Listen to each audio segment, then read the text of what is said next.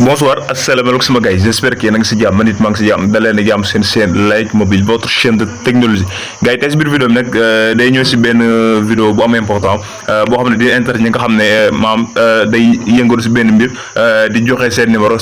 am ñu leen di contacter chaque jour léegi un jour ñëw rek léegi ñoom bugg ñoo jot benn appel wala bugg ñoo décrocher benn appel si li nga xam mooy ay appel inconnu parce que dafa am li ñuy liggéey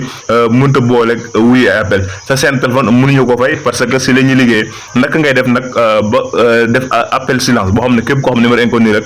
bu la woowee mu wax ki nga woo dafa jàpp maam ça veut dire que day nekk appel silence yow bu paree da nga ko mën a contacter bu fekkee ne yow da nga ko bëgg a woo c'est très simple avant ñu commencer vidéo bi nag ñu ngi leen damat fekk ne bi mais première fois bi nga doog a dugg si suñu chaîne Like Mobile pour fàtte ba si bouton abonné bi daal di aimer vidéo partage activer cloche de notification loolu dina la permettre vidéo boo xam ne dugal lañ ko yow di nga bokk si ñi koy njëkk a gis voilà bu ngeen solo tamit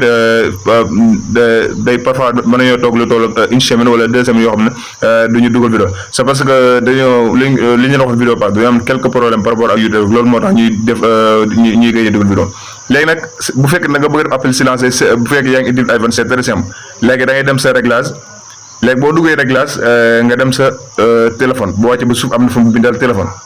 léegi boo cliquer téléphone léegi nga defle nànk-nànk bu wàccee ba suuf voilà da ngay gis mu def la répondre par message renvoi d'appel appel en attente afficher mon numéro léegi ban option moo ñu intéresse fi mu ñuy defal appel d'inconnu silencieux léegi dañuy cliquer fi mu ñuy def appel inconnu silencieux léegi bu ngeen seetlu option bi ñun dañ ko activer parce que ñun dañoo am lu ñu doon liggéey te bëgg ñu jot benn appel inconnu moo tax ñu activer mais boo duggee bu fekkee ne activer googu da ngay gis mu defal désactiver voilà léegi boo xoolee option bi France bi lu mu la bindal mu ne la option bi da lay permettre bépp appel boo xam ne inconnu la si sa appel si sa téléphone bu la woowee da ngay wax ki ngay woo dafa jàpp du la mën a contacter mais nag bu paree da lay bàyyil benn message si li nga xam ne moo di sa téléphone bu fekkee ne da nga ko bëgg a contacter bu paree après nga woo ko mais nag appel inconnu doog la mën a woo képp koo xam ne nag da nga enregistré numéro moom bu la woowee da lay mën a jot mais kan nga ko mën a def ki nga xam ne yow yoroo goo numéro wala enregistré goo numéro si sa téléphone moom bu la woowee du la mën a jot parce que appel inconnu la si appel inconnu mooy koo xam ne amoo tur bi maam numéro bi amagul tur léegi bu fekk ne da nga ko bëgg activé da ngay cliquer cage bi léegi da ngay cliquer cloche bi léegi nga activé nga ko léegi boo ko activé képp koo xam ne appel inconnu la bu la bëggee woo rek da ngay wax ne ki ngay woo dafa jàpp wala ki ngay woo mënoo koo jot léegi parce que dafa écoupé léegi yow bu paree da lay bàyyil benn message si sa téléphone après da nga mën a gis appel inconnu bi léegi boo demee ba li ngay def pare léegi boo fekkee ne da nga ko bëgg a contacter nga contacter ko bu fekkee ne bëggoo contacter mën nga koo bàyyi na voilà léegi bu fekkee ne tamit voilà ñun nag li tax dañu mën a def test bi ça veut dire que ñun numéro yi nga xam ne moom la ñu bëgg a def texte bi pour wala leen exemple maanaam numéro boobu dañ ko enregistré moo tax bu ñu woo rek day buñ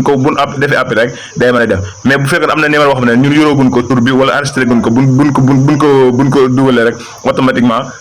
voilà dañuy mën a def exemple normal bu fekkee ne tamit da nga dem ba jëm nag nga bëgg koo dindi c'est très simple naka ngay defaat ba dindi ko léegi yow partie bi ngay jaaraat da ngay dem sa réglage léegi voilà nga ñëw fi mu lay defal téléphone léegi boo cliquer téléphone nga ñëw fi mu lay defal appel inconnu silencieux léegi nga laay di bës désactiver léegi boo ko désactiver nag bépp numéro boo xam ne moo am appel inconnu koo xam ne nekkul appel inconnu yëpp da lay mën a jot comme na ma la daan jotee voilà sama gars yi loolu rek la ñuy activer appel silencieux téléphone